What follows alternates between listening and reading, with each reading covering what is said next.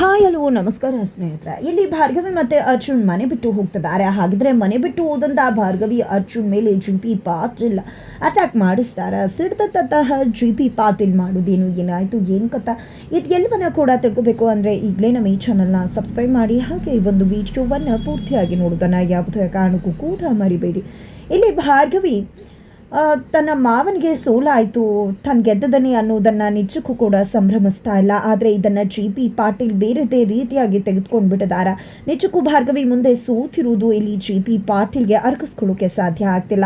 ಈ ಕಡೆ ಬೃಂದಾ ಮುಂದೆ ಯಾವುದೇ ಕಾರಣಕ್ಕೂ ಕೂಡ ಅರ್ಜುನ್ ಮತ್ತು ಭಾರ್ಗವಿ ಮುಖಾನ ನೋಡ್ತಾ ಇದ್ರೆ ನನಗೆ ನನ್ನ ಸೋಲೆ ನೆನಪಾಗ್ತಾ ಇರುತ್ತೆ. ಅವರನ್ನು ನೋಡಿಕೊಂಡು ನಿಜಕ್ಕೂ ನನ್ನ ಹೊಟ್ಟೆಗೆ ಊಟ ಹೇಗೆ ಸೇರುತ್ತೆ, ಖಂಡಿತ ಊಟ ಮಾಡದೇ ಇರೋದೇ ಉತ್ತಮ ಅಂತ ಹೇಳಿ ಜಿ.ಪಿ. ಪಾಟೀಲ್ ಹೇಳ್ತಾರೆ.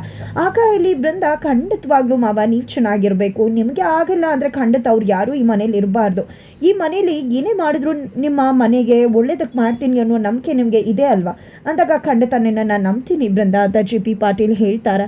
ಹಾಗಾದ್ಮೇಲೆ ನೀವೇನು ಯೋಚನೆ ಮಾಡಬೇಡಿ ಮಾವ, ಖಂಡಿತವಾಗ್ಲೂ ನೀವು ಆರಾಮಾಗಿರ್ಬೋದು, ಯಾರು ಹೋಗಬೇಕೋ ಅವ್ರ ಮನೆಯಿಂದ ಹೋಗ್ತಾರೆ, ಆ ರೀತಿ ಮಾಡೋದು ನನ್ನ ಜವಾಬ್ದಾರಿ ಅಂತ ಹೇಳಿ ಬೃಂದಾ ಅರ್ಜುನ್ ಹತ್ರ ಬರ್ತಾಳೆ. ಅರ್ಜುನ್ ಆಲ್ರೆಡಿ ತುಂಬ ಯೋಚನೆ ಮಾಡ್ತಿರ್ತಾರೆ. ಬಿಕಾಸ್ ಅಪ್ಪ ಹೇಳಿದ ಎಲ್ಲ ಮಾತುಗಳನ್ನ ಕೂಡ ಅರ್ಜುನ್ ಕೇಳಿಸ್ಕೊಂಡಿರ್ತಾರೆ.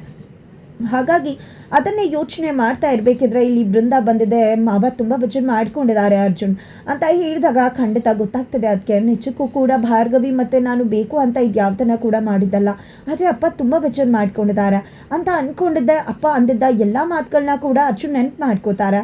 ಅಲ್ಲಿ ಜಿ.ಪಿ. ಪಾಟೀಲ ಭಾರ್ಗವಿ ಜೊತೆಯಾಗಿ ನಿಂತು ನನ್ನ ಮಗ ನನ್ನ ಮುಂದೆನೇ ಗೆದ್ದು ನನ್ನ ಮುಖಕ್ಕೆ ಮರ್ಯಾದೆ ಮಸಿ ಬೆಳೆದ್ಬಿಟ್ಟ ಅಂತ ಹೇಳಿದ್ದು, ಜೊತೆಗೆ ಅವರನ್ನು ನೋಡಿಕೊಂಡು ನನಗೆ ಊಟ ಸೇರೋದಿಲ್ಲ, ಅವ್ರನ್ನ ನೋಡಿದ್ರೆ ನನಗೆ ಸೋಲೆ ನೆನಪಾಗ್ತಾ ಇರುತ್ತೆ, ಪ್ರತಿ ಕ್ಷಣ ಕೂಡ ಕುಸಿದು ಹೋಗ್ತಾ ಇರ್ತೀನಿ ಅಂತ ಹೇಳಿದ್ದು ಎಲ್ಲ ಮಾತುಗಳು ಕೂಡ ಅರ್ಜುನ್ಗೆ ನೆನಪಾಗುತ್ತೆ. ಆಗ ಇಲ್ಲಿ ಬೃಂದಾ ಕೂಡ ಮಾವ ಹೇಳಿದಂಥ ಒಂದಷ್ಟು ಮಾತುಗಳನ್ನ ಮತ್ತೊಮ್ಮೆ ಅರ್ಜುನ್ ಹತ್ರ ಹೇಳ್ತಾರೆ. ನೋಡು ಅರ್ಜುನ್, ಆ ಮಾವ ತುಂಬ ವಿಚಾರ ಮಾಡ್ಕೊಂಡಿದ್ದಾರೆ, ಮಾವನ ಆ ರೀತಿ ನೋಡೋಕ್ಕಾಗ್ತಿಲ್ಲ, ಜೊತೆಗೆ ಭಾರ್ಗವಿಗೆ ಮೊದಲಿಂದನೂ ಇದೇ ರೀತಿ ಹಠ ಅಂದ್ಕೊಂಡಂತ ಸಾಧಿಸಬೇಕು ಅಂತ, ಅದರಿಂದ ನೋಡಿ ಇವತ್ತು ಮಾವ ಎಷ್ಟು ಬೇಜಾರು ಮಾಡ್ಕೊಂಡಿದ್ದಾರೆ ಅಂದಾಗ ಭಾರ್ಗವಿ ಏನು ತಪ್ಪು ಮಾಡಿಲ್ಲ. ಅದಕ್ಕೆ ನಿಜಕ್ಕೂ ಕೂಡ ಅವರು ಅಪ್ಪನ ವಿರುದ್ಧ ಗೆಲ್ಲಬೇಕು ಅಂತ ಅಂದ್ಕೊಂಡಿದ್ದಲ್ಲ, ಸಂಧ್ಯಾಗೆ ನ್ಯಾಯ ಕೊಡಿಸ್ಬೇಕು ಅಂತ ಅಂದ್ಕೊಂಡಿದ್ದು. ಭಾರ್ಗವಿ ಏನು ತಪ್ಪು ಮಾಡಿದ್ದಾರೆ ಅಂದಾಗ ನಾನು ಅವಳು ತಪ್ಪು ಮಾಡಿದ್ದಾರೆ ಅಂತ ಹೇಳ್ತಿಲ್ಲ ಅರ್ಜುನ್, ಭಾರ್ಗವಿ ಬಗ್ಗೆ ಮಾವ ಕೂಡ ತಪ್ಪು ತಿಳ್ಕೊಬಹುದಲ್ವಾ ಅಂತ ಹೇಳ್ತಿದ್ದಾಳೆ. ಜೊತೆಗೆ ಮಾವನಿಗಿರೋ ಕೋಪ ಮತ್ತಷ್ಟು ಜಾಸ್ತಿ ಆಗತ್ತೆ. ಇಲ್ಲಿ ಅತ್ತೆದಿರು ಕೂಡ ನಿಜಕ್ಕೂ ಕೂಡ ಭಾರ್ಗವಿ ಮೇಲೆ ಮೊದಲೇ ಸಿಟ್ಟಿದೆ, ಇನ್ನಷ್ಟು ಜಾಸ್ತಿ ಆಗುತ್ತೆ.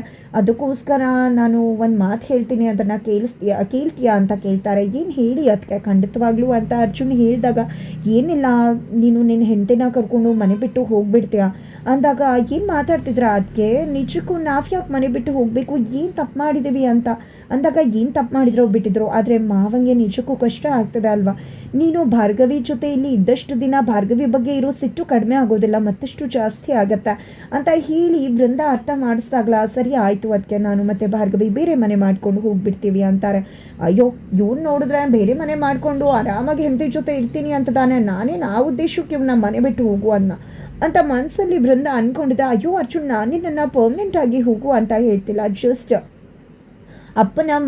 ಮಾವನ ಮನಸ್ಸು ಕರಗೋ ತನಕ, ಅವರ ಕೋಪ ಕಡಿಮೆ ಆಗೋ ತನಕ ಅಷ್ಟೇ ಅಂತ ಹೇಳಿದಾಗ ಎಲ್ಲಿ ಹೋಗೋಕ್ಕಾಗತ್ತೆ ಅದಕ್ಕೆ ನಾವು ಅಂತ ಹೇಳಿ ಅರ್ಜುನ್ ಕೇಳಿದಾಗ ಅಪ್ಪನ ಮನೆಗೆ ಹೋಗಿ ಅಂತ ಹೇಳ್ತಾರೆ. ಬೃಂದಾ ಏನು ಮಾತಾಡ್ತಿದ್ರ, ಅದಕ್ಕೆ ಅಪ್ಪಂಗೆ ಮೊದಲೇ ಅವ್ರು ಕಂಡ್ರೆ ಆಗೋದಿಲ್ಲ, ಅಂಥದ್ರಲ್ಲಿ ನಾನು ಮಾವನ ಮನೆಗೆ ಹೋದರೆ ಅದನ್ನು ಅವರು ಸಹಿಸ್ಕೋತಾರ ಅಂತ ಹೇಳಿ ಬೃಂದಾನ ಪ್ರಶ್ನೆ ಮಾಡ್ತಾನೆ ಅರ್ಜುನ್. ಅದು ಹಾಗಲ್ಲ ಅರ್ಜುನ್, ಮಾವಂಗೆ ನಾನು ಅರ್ಥ ಮಾಡಿಸ್ತೀನಿ, ನೀನೇನು ಯೋಚನೆ ಮಾಡಬೇಡ, ನಿಮಗೆ ಯಾವುದೇ ರೀತಿ ಕೋಪ ಬರದಿರೋ ಹಾಗೆ ನಾನು ನೋಡ್ಕೋತೀನಿ, ಆದರೆ ಅಲ್ಲಿ ಅಪ್ಪ ಅಮ್ಮನಿಗೂ ಕೂಡ ನಿಮ್ಮನ ಜೊತೆ ಇರಬೇಕು ಅಂತ ಆಸೆ ಆಗತ್ತೆ. ನಿನಗೆ ಗೊತ್ತಿದೆ ಮೊದಲನೇ ಅಳಿಯ ಹೇಗೆ ಅನ್ನೋದು, ನೀನಾದರೂ ಅವ್ರ ಜೊತೆ ಗಂಡು ಮಗನಾಗಿ ನಿಂತ್ಕೋಬೇಕಲ್ವಾ, ಜೊತೆಗೆ ಭಾರ್ಗವಿ ಮತ್ತು ನೀನು ಮದುವೆ ಆದಮೇಲೆ ಅಲ್ಲಿ ಹೋಗಿ ಇದ್ದದ್ದೇ ಇಲ್ಲ, ನೀವು ಅಲ್ಲಿ ಹೋಗಿ ಇದ್ರೆ ಒಂದಷ್ಟು ಬದಲಾವಣೆ ಆಗ್ಬೋದು, ಜೊತೆಗೆ ಎರಡು ಮನೆ ಕೂಡ ಒಂದಾಗಬೇಕು ಅನ್ನುವ ಆಸೆ ನಿನಗೂ ಕೂಡ ಇದೆ ಅಲ್ವಾ, ನನಗೆ ಯಾವತ್ತಿಗೂ ಕೂಡ ಎರಡು ಮನೆ ಈ ರೀತಿ ದೂರ ಇರೋದು ಇಷ್ಟ ಇಲ್ಲ, ಒಂದಾಗಬೇಕು ಅನ್ನೋದೇ ಆಸೆ ಅರ್ಜುನ್ ಅಂತ ಬೃಂದಾ ಹೇಳಿದಾಗ ಖಂಡಿತ ಅದಕ್ಕೆ ಸರಿ ಆಯಿತು, ನಾನು ಯೋಚನೆ ಮಾಡ್ತೀನಿ ಅಂತ ಹೇಳಿ ಅರ್ಜುನ್ ಹೇಳ್ತಾರೆ. ಹೇಳ್ತಾರೆ. ಈ ಕಡೆ ಬೃಂದಾಗಂತೂ ಫುಲ್ ಖುಷಿ ಆಗ್ಬಿಡತ್ತೆ. ನಂತರ ರೂಮಿಗೆ ಬಂದಿದ್ದ ತನ್ನ ಗಂಡನ ಫೋಟೋ ಇಟ್ಕೊಂಡು, ನೋಡು ಚರಣ್, ನಿನ್ನನ್ನು ಮದುವೆ ಆಗಬೇಕು ಅಂತ ಆಸೆ ಪಟ್ಟಿದ್ದೆ ನಿನ್ನ ಆಸ್ತಿ ಅಂತಸ್ತಿಗೋಸ್ಕರ. ಆದರೆ ನಿನ್ನನ್ನು ಮದುವೆ ಆಗಿ ಬಂದ ಮೇಲೆ ನಿನ್ನ ಮೇಲೆ ನನಗೆ ಪ್ರೀತಿ ಆಯಿತು. ನಿನ್ನ ಪ್ರೀತಿನ ಪಡ್ಕೋಬೇಕು ಅಂತ ಎಷ್ಟೆಲ್ಲ ಹರಸಾಹಸ ಮಾಡಿದೆ. ಆದರೆ ನಿನ್ನ ಮನಸ್ಸಲ್ಲಿ ಭಾರ್ಗವಿ ಬಿಟ್ಟು ನನಗೆ ಜಾಗ ಕೊಡಲೇ ಇಲ್ಲ. ನೀನು ಪ್ರೀತಿ ಪಡ್ಕೋಬೇಕು ಅಂತಾನೆ ಶಕ್ತಿ ಪ್ರಸಾದ್ ಅಂಕಲ್ ಹಾಗೆ ಮಾವನಿಗೆ ನಾನು ಹೆಲ್ಪ್ ಮಾಡ್ತಿರೋದು. ಆದರೆ ನಿನಗೆ ಯಾವಾಗಲೂ ಕೂಡ ಆ ಭಾರ್ಗವಿದೆ ನೆಪ ಅಲ್ವಾ, ಆ ಭಾರ್ಗವಿದೆ ಜಪ ಅಲ್ವಾ ಅಂತ ಹೇಳಿ ಬೃಂದ ಅನ್ಕೋತಾಳೆ. ಅದ ಕಡೆ ಜಿ ಪಿ ಪಾಟೀಲ್ ಕೂಡ ಕುಸಿದು ಕೂತಿರ್ಬೇಕಿದ್ರೆ ಅಲ್ಲಿಗೆ ಅಮ್ಮ ಬರ್ತಾರೆ. ಏನು ಜಿ ಪಿ, ನಿನ್ನ ನೋಡ್ತಿದ್ರೆ ಚಿಕ್ಕದ್ರಲ್ಲಿ ಎತ್ತ ಆಡಿಸ್ತಾ ಇದ್ನಲ್ವಾ, ಮಡಲಲ್ಲಿ ಮಲಗಿಸ್ಕೋತಾ ಇದ್ನಲ್ಲ, ಅದೇ ನೆನಪಾಗ್ತಿತ್ತು ಅಂತ ಹೇಳ್ತಿದ್ದಾರೆ. ಜೊತೆಗೆ ಏನು ಇಷ್ಟು ದೊಡ್ಡವನಾಗ್ಬಿಟ್ಟೆ, ಜೀವನದಲ್ಲಿ ಹೇಗೋ ಇರ್ತೀಯ ಅಂದ್ಕೊಂಡೆ, ಹಾದಿ ತಪ್ಪೋಗ್ಬಿಟ್ಟೆ, ಯಾಕೆ ಸೋಲನ್ನು ಅರ್ಗಿಸ್ಕೊಳಕ್ಕೆ ಆಗ್ತಾ ಇಲ್ವಾ, ಹಾಗೆ ಹೀಗೆ ಅಂತ ಪ್ರಶ್ನೆ ಮಾಡಿದಾಗ ಯಾಕೆ ಆಡ್ಕೊಳ್ಳೋಕೆ ಬಂದಿದ್ಯಾ, ನಾನು ಸೋತು ಹೋಗಿದ್ದೀನಿ ಅನ್ನೋದನ್ನು ನೆನಪು ಮಾಡೋಕ್ಕೆ ಬಂದಿದ್ಯಾ ಶಕುಂತಲಾ ಅಂತ ಜಿ ಪಿ ಪಾಟೀಲ್ ಸಿಡ್ದು ಹೋಗ್ತಿದ್ದಾರೆ. ಯಾಕೆ ರೀತಿಯೆಲ್ಲ ಮಾತಾಡ್ತಿದ್ಯಾ ಜಿ ಪಿ, ಸೋಲು ಅಂದಮೇಲೆ ಸೋಲೆ ಅಲ್ವಾ, ಭಾರ್ಗವಿ ನಿನ್ನನ್ನು ಸೋಲಿಸ್ಬೇಕು ಅಂತ ಅಂದ್ಕೊಂಡಿದ್ದಲ್ಲ, ಅವಳು ನ್ಯಾಯದ ಪರವಾಗಿ ನಿಂತ್ಕೊಂಡಿದ್ದು ಅಂತ ಹೇಳಿ ಶಕುಂತಲಾ ಹೇಳ್ತಾರೆ. ಯಾವತ್ತೂ ಸೋಲೆ ಕಂಡಿರಲಿಲ್ಲ ನೀನು, ಅಂಥದ್ರಲ್ಲಿ ಭಾರ್ಗವಿ ನಿನ್ನನ್ನು ಸೋಲಿಸಿದಾಳೆ ಅನ್ನೋದನ್ನು ಸಹಿಸ್ಕೊಳ್ಳೋಕೆ ಆಗ್ತಿಲ್ಲ ಅಲ್ವಾ ನಿನಗೆ, ಅಂದಾಗೆ ಏನು ಒಂದು ಗೆಲುವನ್ನು ಗೆದ್ದುಬಿಟ್ಲು ಅನ್ನೋ ಮಾತ್ರಕ್ಕೆ ಅವಳು ನನ್ನ ಮುಂದೆ ಏನೇನೂ ಅಲ್ಲ ಅಂತ ಜಿ ಪಿ ಪಾಟೀಲ್ ಹೇಳ್ತಾರೆ. ನಿನ್ಗೆ ಯಾಕೆ ಅರ್ಥ ಆಗ್ತಾ ಇಲ್ಲ, ಅವ್ರ ಜೊತೆ ಸೇರಿಕೊಂಡು ನನ್ನನ್ನೇ ಸೋಲ್ಸೋಕೆ ಪಿತೂರಿ ಮಾಡಿದೆ ನೀನು, ನಿನ್ನ ಮಗನ ವಿರುದ್ಧನೇ ಸಂಚು ಮಾಡಿದೆ. ನಿನಗೆ ಗೊತ್ತಾಗ್ತಿದ್ಯಾ ಆ ಭಾರ್ಗವಿ ಮನೇನೆ ಮುಳುಗಿಸ್ಬಿಡ್ತಾಳ, ನಿನಗೆ ಆ ಭಯ ಆಗ್ತಿಲ್ವಾ ಅಂತ ಜಿ ಪಿ ಹೇಳಿದಾಗ ಏನು ಮಾತಾಡ್ತಿದ್ಯಾ, ನಿಜಕ್ಕೂ ನಿನ್ನ ಸೋಲು ಅದಲ್ಲ ಜಿ ಪಿ, ಭಾರ್ಗವಿಗೆ ಹೆದರ್ಕೊಂಡಿದ್ಯಲ್ವಾ, ನಿಜವಾಗ್ಲೂ ಇಲ್ಲಿ ಸೋತು ಹೋಗಿದ್ಯಾ ನೀನು, ನಿಜಕ್ಕೂ ಭಾರ್ಗವಿಗೆ ನೀನೆ ಕೂತಿದ್ಯಾ, ಅಷ್ಟು ಹೆದರಿಸ್ಬಿಟ್ಟಿದ್ದಾಳೆ ನಿನ್ನ ಅಂತ ಹೇಳಿ ಶಕುಂತಲವರು ಹೇಳ್ತಾರೆ. ಯಾಕೆ ನೀನು ಮತ್ತೆ ಶಕ್ತಿ ಸೇರಿಕೊಂಡು ಅವರಪ್ಪಂಗೆ ಮಾಡಿರುವ ಅನ್ಯಾಯನ ಒಂದು ಕೋರ್ಟಿಂದ ಹೊರಗಡೆ ದಬ್ಬಿದ್ದ, ಮತ್ತೆ ಅವಳು ಅಪ್ಪನಿಗೆ ನ್ಯಾಯ ಕೊಡಿಸ್ಬೇಕು ಅಂತ ನೀವಿಬ್ರು ಮಾಡಿರೋ ಆ ಒಂದು ಕಳ್ಳಾಟನ ಬಟಾಬೈಲ್ ಮಾಡ್ತಾಳೆ ಅನ್ನೋ ಭಯ ಕಾಡ್ತಿದ್ಯಾ, ಖಂಡಿತ ಏನು ಯೋಚನೆ ಮಾಡಬೇಡ, ಅವಳು ಅನ್ಕೊಂಡಾಗೆ ಮಾಡೇ ಮಾಡ್ತಾಳೆ ಅಂತ ಶಕುಂತಲಾ ಹೇಳ್ತಾರೆ. ಈ ಕಡೆ ಜಿ ಪಿ ಪಾಟೀಲ್ ಅಂತೂ ಭಾರ್ಗವಿ ವಿರುದ್ಧ ಸಿಡಿದು ಹೇಳ್ತಿದ್ದಾರೆ. ಅದ ಕಡೆ ವೃಂದ ಹತ್ಕೊಂಡು ಗಾರ್ಡನಲ್ಲಿ ಕುತ್ಕೊಂಡಿರ್ಬೇಕಿದ್ರೆ ಅರ್ಜುನ್ ಹೋಗ್ತಾರೆ. ನಿಜಕ್ಕೂ ನನಗೆ ಜಿ ಪಿ ಸರ್ ಅಂದ್ರೆ ನಿಜಕ್ಕೂ ಎಷ್ಟು ಗಾಢವ ಪ್ರೀತಿ ಇತ್ತು ಗೊತ್ತಾ, ನಾನು ಕಾಲೇಜಲ್ಲಿ ಇರಬೇಕಿದ್ರೆ ಪ್ರತಿ ಬಾರಿ ಜಿ ಪಿ ಸರ್ ಬಗ್ಗೆ ಲೆಕ್ಚರರ್ಸ್ ಎಲ್ಲರೂ ಕೂಡ ಹೇಳ್ತಿದ್ರು, ಒಂದೆರಡು ಸತಿ ನಾನು ಪ್ರತಿದಿನ ಅವ್ರ ಹೆಸರು ಹೇಳ್ತಿದ್ರು, ಅವರೇ ನನಗೆ ಐಡಲ್ ಆಗಿದ್ರು. ಅಪ್ಪನಿಗೆ ಆ ರೀತಿ ಮಾಡಿದ್ರು ಅನ್ನೋ ಕೋಪ ಬೇಜಾರು ಬಿಟ್ಟರೆ ನನಗೆ ಅವ್ರ ಬಗ್ಗೆ ಗೌರವ ಪ್ರೀತಿ ಯಾವತ್ತೂ ಅದೇ ರೀತಿ ಇದೆ.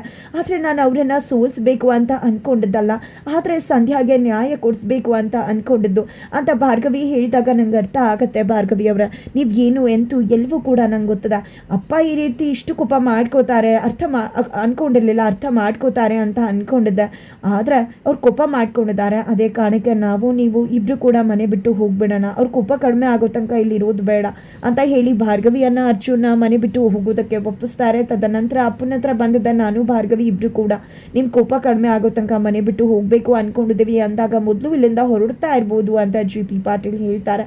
ಕೊನೆಗೂ ಭಾರ್ಗವಿ ಮತ್ತು ಅರ್ಜುನ್ ಇಬ್ರು ಕೂಡ ಮಾವನ ಮನೆಗೆ ಬಂದಿದ್ದಾರೆ. ಅಂದರೆ ಭಾರ್ಗವಿ ಮನೆಗೆ ಬಂದಿದ್ದಾರೆ. ಎಲ್ಲರೂ ಕೂಡ ಭಾರ್ಗವಿಯನ್ನು ಆರ್ತಿ ತೆಗೆದು ಒಳಗಡೆ ಕರ್ಕೋತಿದ್ದಾರೆ. ನಮ್ಮಂಥ ಬಡವರಿಗೆ ಮಿಡಲ್ ಕ್ಲಾಸ್ ಅವ್ರಿಗೆ ನ್ಯಾಯನೇ ಸಿಗಲ್ಲ ಅಂದ್ಕೊಂಡ್ವಿ, ಆದರೆ ಭಾರ್ಗವಿ ಅದನ್ನು ಸುಳ್ಳು ಮಾಡಿ ಸಂಧ್ಯಾ ಅಂತ ಹೆಣ್ಮಗಳಿಗೂ ನ್ಯಾಯ ಕೊಡಿಸಿದ್ಲು ಅಂತ ಹೇಳಿ ಎಲ್ಲರೂ ಕೂಡ ಜೈಕಾರವನ್ನು ಹಾಕ್ತಿದ್ದಾರೆ. ಹಾಗಿದ್ರೆ ಮುಂದೇನಾಗುತ್ತೆ ತಿಳ್ಕೊಬೇಕು ಅಂದರೆ ಮುಂದಿನ ವಿಡಿಯೋಗೆ ವೇಟ್ ಮಾಡೋದನ್ನು ಮರಿಬೇಡಿ.